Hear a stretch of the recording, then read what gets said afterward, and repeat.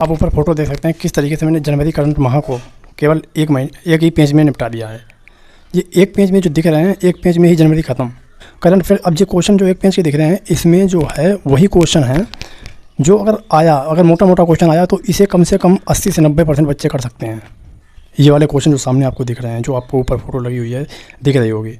बाकी क्वेश्चन होते हैं टफ़ क्वेश्चन होते हैं, कोई त्यौहार पूछा, उसकी थीम पूछ ली तो ये टफ क्वेश्चन बन जाता है। जय हिंद दोस्तों, मैं Manoj Kumar, selected in UP police. Current पढ़ें या ना पढ़ें, यूपी पुलिस यूपीएसआई के लिए कितनी करंट आती है, क्या करंट आती है, करंट पढ़नी भी चाहिए या नहीं पढ़नी चाहिए। देखिए, सबसे पहले तो मैं बता देता हूँ कि जो रेलवे संबंधित जितने एग्ज़ाम हैं, चाहे वो ग्रुप डी हो, चाहे वो एनटीपीसी हो, चाहे वो जेई हो, चाहे जितने भी एग्ज़ाम होते हैं, उसमें तो आपको करंट पढ़नी पड़ेगी। करंट पढ़नी पड़ेगी नहीं, करंट पढ़नी ही पड़ेगी। और ऐसी वैसी नहीं, अच्छे लेवल की करंट पढ़नी पड़ेगी, जो भी आपको टीचर अच्छा लगे यूट्यूब से पढ़ सकते हैं। अब चलते हैं यूपी पुलिस एंड यूपीएसआई के लिए। एक करंट ऐसा सब्जेक्ट है, आप चाहें जितनी पढ़ो। उसमें पहली बात तो मैं बता दूं, यूपी पुलिस में लगभग 2 से 3 क्वेश्चन आ सकते हैं करंट अफेयर्स के। मैं ये नहीं कहूँगा कि आ जाएंगे 2 से 3, हो सकता है 1 ही आए, हो सकता है 4 भी संख्या पहुँच जाए, लेकिन 2 से 3 एवरेज रहता है कि 2 से 3 आपको देखने मिल जाते हैं। लेकिन वो करंट अफेयर्स के ऐसे क्वेश्चन होते हैं। देखिए, करंट अफेयर्स एक ऐसा सब्जेक्ट है, उसे आप चाहें जितना पढ़ो, एग्जाम में कहीं से भी मतलब कुछ भी पूछ देता है। तो करंट अफेयर्स मतलब कोई बैठक पूछेगा तो उसकी थीम पूछ देगा। मान लो आप दिवस आपने याद किए सारे, कौन सा दिवस कब को है, तो पता चला उसकी थीम ही पूछ दी। अब थीम ही नहीं याद है, अब आपने पढ़ा, डेली करंट पढ़ा, डेली 1-1 घंटे करंट ही बिता दिया। हो सकता है 3 क्वेश्चन आए, आपने एक भी ना बना पाया, एक बना लिया, हो सकता है तीनों बना दो। ये आपके थोड़े नसीब पर निर्भर रहता है। तो उसके बाद ये है कि एक नाम करंट यूपीएसआई। देखो, यूपीएसआई में करंट 1 क्वेश्चन 2 क्वेश्चन हो सकता है, 1 ही क्वेश्चन। अभी तक का मैं रिकॉर्ड बता रहा हूँ पिछले का, जो इतने मैंने मॉक दिए हैं, इतने बाद मेरा एनालिसिस की हुआ है, और इससे ज़्यादा करंट नहीं आते हैं और ना ही आपको पढ़ना पड़ेगा। और करंट आपको पढ़नी है तो सबसे पहले आपको पढ़ने का तरीका मैं बता देता हूँ। देख, करंट आप किसी की क्लास लीजिए, मान लो गौरव सर हो गए फॉर एग्जाम्पल, कोई भी टीचर की आप पढ़ सकते हैं। मैं गौरव सर की बता रहा हूँ क्योंकि उनसे मैंने काफ़ी पढ़ी है। या किसी की साप्ताहिक पढ़ सकते हैं, किसी की वीकली पढ़ सकते हैं, यूपी पुलिस यूपीएसआई के लिए, क्योंकि ज़्यादा करंट का उसमें रोल नहीं है। अगर आ भी गया, अगर आप कहीं से भी पूछ देगा, हो सकता है आप पूरी साल पढ़ो, दबा के पढ़ो, हो सकता है कि कहीं ना फंसे। बस ये बात ध्यान रखना। तो करंट एक सब्जेक्ट ऐसा सब्जेक्ट है जो कहीं से भी आ सकता है, कुछ भी आ सकता है। करंट मतलब उसे पकड़ भी सकते हो, नहीं भी पकड़ सकते हो, हम ऐसा सब्जेक्ट है।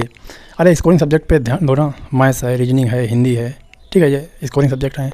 बाकी जीएस, आप करंट से ज़्यादा आप जीएस पढ़ लोगे तो जीएस में तब भी आप स्कोर कर सकते हो, लेकिन करंट मुश्किल है। देखिए, मैं करंट पढ़ता हूँ, मैं इसमें नोट डाउन करता हूँ करंट। और इस प्रकार का एक मेरा जितने भी अवार्ड मिले या जितनी भी नियुक्तियाँ हैं, किसी को अवार्ड और नियुक्तियाँ और प्लस जो रैंक बनती है, जैसे भ्रष्टाचार में भारत की कितनी रैंक, 96 रैंक है, ठीक है, नंबर 1 पे डेनमार्क है, इस तरीके की जो रैंक होती हैं और जितनी नियुक्ति होती हैं, कुछ भी मैं इस पर लिख लेता हूँ। तो नियुक्ति संबंधी, अवार्ड संबंधी और रैंक संबंधी ये ओरल क्वेश्चन है जो यूपी पुलिस यूपीएसआई में पूछे जाते हैं। ये बात ध्यान रखना। ऊपर फोटो देख सकते हो किस तरीके से मैं लिखता हूँ करंट अफेयर्स। ये एक ओरल क्वेश्चन है, ये मतलब संभावना रहती है 70 से 80% इन 3 से क्वेश्चन आ जाए। तो इन्हें एक अलग पेज में आपको नोट डाउन करना होगा। करंट अफेयर्स के लिए बता रहा हूँ, यूपी पुलिस एंड यूपीएसआई, ठीक है। उसके बाद जो भी क्वेश्चन, अगर मैं गौरव सर से पढ़ रहा हूँ तो गौरव सर ने अगर 10 से 15 क्वेश्चन कराए, 10 क्वेश्चन कराए, तो 10 क्वेश्चन में मैं 3 या 4 क्वेश्चन मैक्सिमम लिखता हूँ। मिनिमम नहीं होता, मैक्सिमम।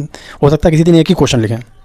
वो क्वेश्चन लिखते हैं जो मान लो एग्जाम में अगर आ गया, अगर तुमने नहीं बना पाया तो बहुत लॉस हो जाएगा, ये ध्यान रखो। मैं वो क्वेश्चन इसमें नोट डाउन करता हूँ जो अगर मान लो मतलब इजी करता हूँ, इजी इसमें ऐड।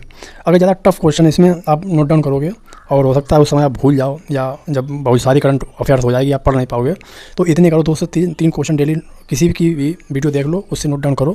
और वो क्वेश्चन करो जो ओरल क्वेश्चन मतलब कि जैसे मान लो हमारे कैग कौन बने हैं, ठीक है, CEOs chief justice of India कौन बने हैं, मतलब राज्यपाल किसी का पूछ दिया, ये ओरल क्वेश्चन है। किसी राज्य का मुख्यमंत्री पूछ दिया, यहाँ पे फंस जाओगे। अगर आपने नहीं बता पाया तो इसे 80% लड़के या लड़कियाँ या स्टूडेंट्स बता देंगे, यहाँ पे फंस सकते हो। मान लो अभी कोई नई नियुक्ति हो, भारत सचिव कौन बने हैं, यानी ओरल मतलब ये लाइटिंग क्वेश्चन है, ठीक है। इसी एग्जाम में पूछ दिया तो आपकी दिक्कत हो जाएगी। मान लो भ्रष्टाचार दाड़ा सूचकांक में भारत की रैंक ही पूछ दी, मान लो पासपोर्ट इंडेक्स में रैंक पूछ दी, तब आप कहाँ जाओगे, तब तो आप फंस जाओगे ना।